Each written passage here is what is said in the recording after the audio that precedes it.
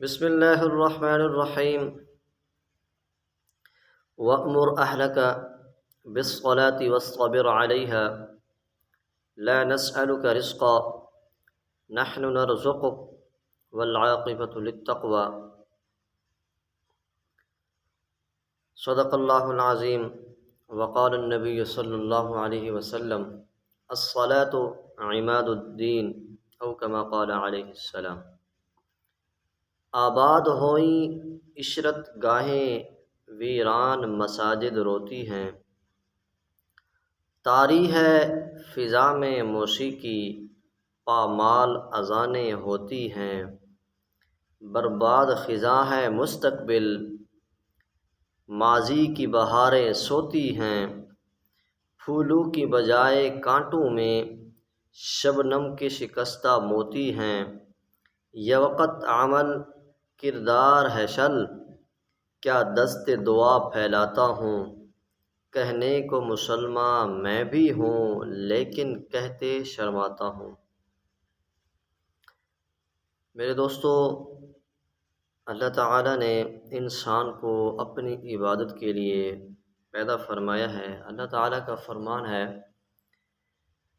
کہ وَمَا خَلَقْتُ الْجِنَّ وَالْإِنسَ إِلَّا لِيَعْبُدُونَ۔ خالق کائنات ساری کائنات کو انسان کی خدمت میں لگا دیا۔ انسان کو اللہ تعالیٰ نے رزق کا دینے کا بھی وعدہ فرمایا ہے، اور اس کے ساتھ انسان کو کسب حلال کا بھی مامور بنایا، لیکن روزی دینے کھلانے پلانے کی ذمہ داری خود اللہ تعالیٰ نے کائنات نے اپنے اوپر خود اپنی ذمہ داری لی ہے۔ عبادات اور طاعات میں سب سے اعلیٰ اور عرفہ عبادت نماز ہے۔ اس کی ایک دلیل تو یہ ہے کہ تمام فرائض روئے زمین پر فرض ہوئے، لیکن قربان جاؤں نماز کی شان و عظمت پر کہ وہ عرش عظیم میں ساتوں آسمانوں کے اوپر براہ راست خود اللہ تعالیٰ نے شب معراج میں اپنے پیارے محبوب صلی اللہ علیہ وسلم کو بطور تحفہ عطا فرمایا۔ یعنی جتنے بھی دین کے احکام اللہ رب العالمین نے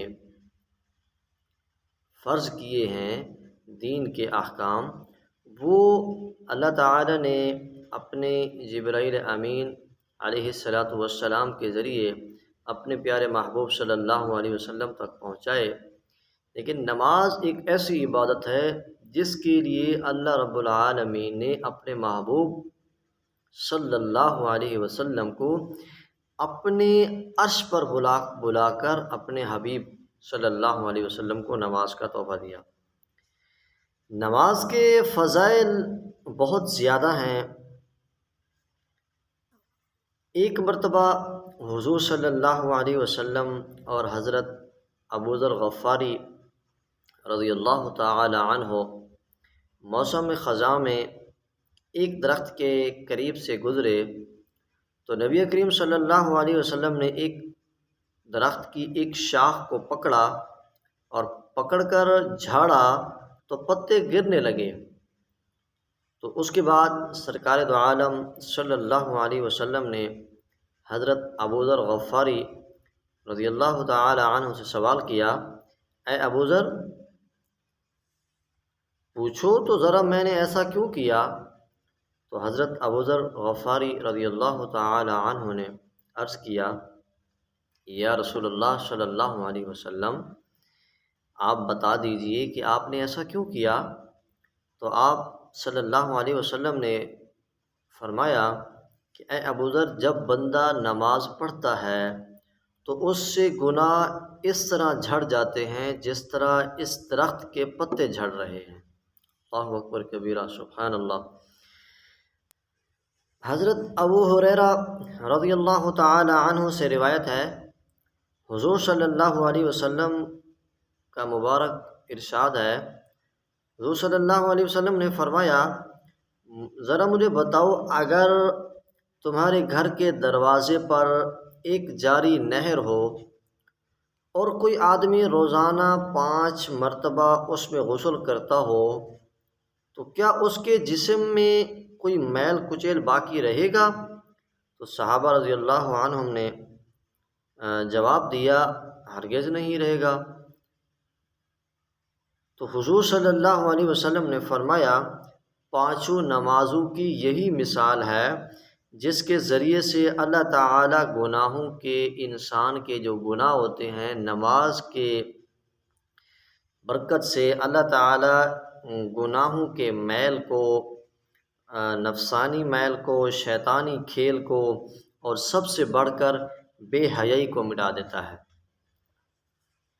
صحابہ کرام رضی اللہ تعالی عنہم اجمعین، تابعین، تبع تابعین، اور ہمارے دیگر اسلاف کے نماز کے اہتمام کے ان گنت واقعات مؤرخین، محدثین نے بیان کیے ہیں کہ وہ حضرات خوشی میں، غمی میں، سفر میں، حضر میں، صحت میں، مرض میں، اور تنگی میں، فراخی میں، غرض یہ کہ ہر حال میں جماعت کی نمازوں کا اہتمام فرماتے تھے، حتیٰ کہ عین حالت جنگ میں بھی جماعت سے نماز کی پابندی ان سے نہ چوکتی تھی۔